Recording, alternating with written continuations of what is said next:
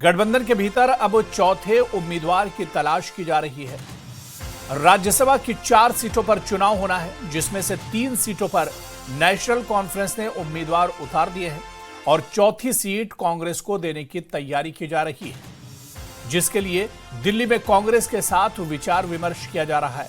National conference के बड़े नेता पहले से दिल्ली में मौजूद हैं और चुनाव को लेकर कांग्रेस के साथ चर्चा कर रहे हैं।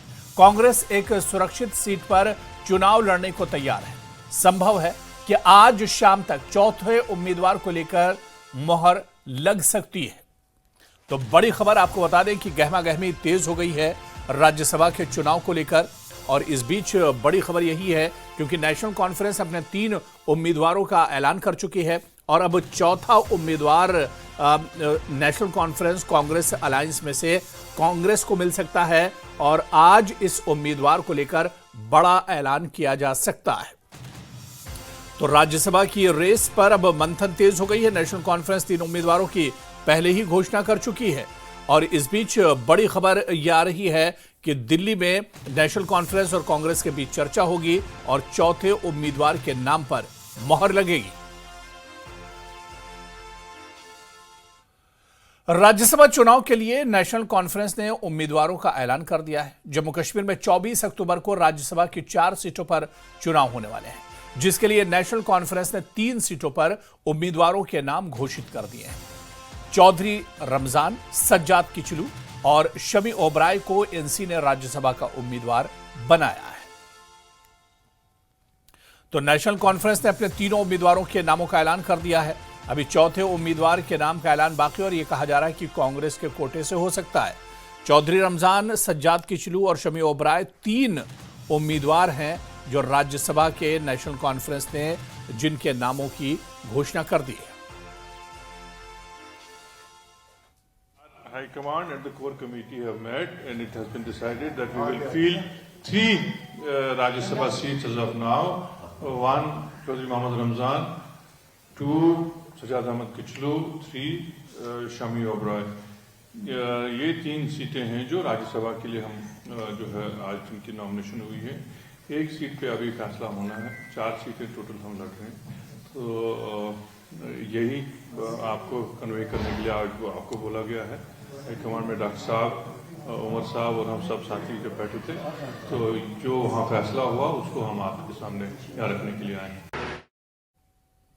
तो जम्मू कश्मीर में अब राज्यसभा इंतखाबात की गहमागहमी लगातार बढ़ती जा रही है। इसी पर और बात करेंगे, सीधे जम्मू का रुख करेंगे। हमारे साथ समीर भट्ट इस वक्त जुड़े हुए हैं। समीर, राज्यसभा चुनाव को लेकर गहमागहमी जम्मू कश्मीर में काफी तेज हो गई है, बल्कि ये कहा जाए कि जम्मू कश्मीर से लेकर दिल्ली तक इसकी एक तरह से चर्चा और गहमागहमी है। नेशनल कॉन्फ्रेंस ने 3 उम्मीदवारों के नामों का ऐलान कर दिया है। चौथे पर अभी सस्पेंस है और ये कहा जा रहा है कि चौथा उम्मीदवार कांग्रेस के कोटे से हो सकता है। क्या कुछ जानकारी इस बारे में समीर मिल पा रही है?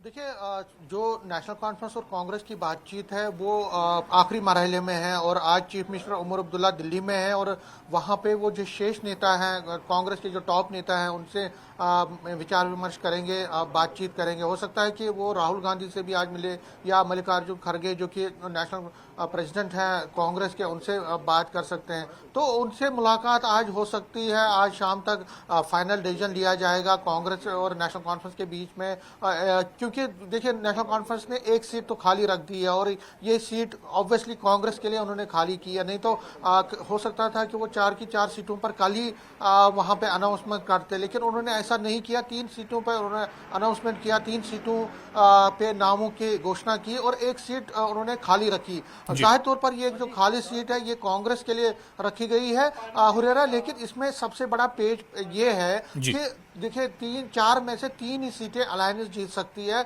जो मोस्ट प्रोबेबली है। अगर क्रॉस वोटिंग नहीं होती है, अगर आपने अपने हिसाब से वोटिंग होती है तो एक जो है सीट बीजेपी को मिल सकती है और 3 सीटें नेशनल कॉन्फ्रेंस कांग्रेस को मिल सकती है। अब कांग्रेस और नेशनल कॉन्फ्रेंस को ये डिसीजन लेना है, बेसिकली उसमें नेशनल कॉन्फ्रेंस को ये डिसीजन लेना है कि कांग्रेस को कौन सी सीट दे। क्या वो सीट दे जो सेफ सीट है, 3 सीटें जो वो जीत रही है अलायंस, क्या उनमें से 1 सीट दे दें उनको, तब कांग्रेस 1 सीट जीत जीत सकती है। अगर कांग्रेस को चौथी सीट मिलती है जिसमें बीजेपी जीत सकती है तो ये कांग्रेस के लिए बड़ा मुश्किल घड़ी होगी। तो कांग्रेस यही चाहती है और कांग्रेस की जो कंसल्टेशन है नेशनल कॉन्फ्रेंस के साथ वो इसी पर है कि जो 3 सीटें सेफ सीटें हैं उनमें से कांग्रेस चाहेगी कि एक सीट उसको मिले ताकि उसका एक मेंबर कम से कम राज्यसभा में चला जाए। तो नेशनल कॉन्फ्रेंस अगर जीतती है तो कांग्रेस उसको सपोर्ट करती है। तो आप समझ सकते हैं, देखिए 3 नोटिफिकेशन निकल रही हैं। पहली नोटिफिकेशन में 1 उम्मीदवार है, दूसरी नोटिफिकेशन में 1 उम्मीदवार है, हो गए 2, और तीसरी जो नोटिफिकेशन है उसमें 2 उम्मीदवार निकलेंगे। बीजेपी ने पहले ही कहा कि वो 3 ही उम्मीदवार उठाएगी।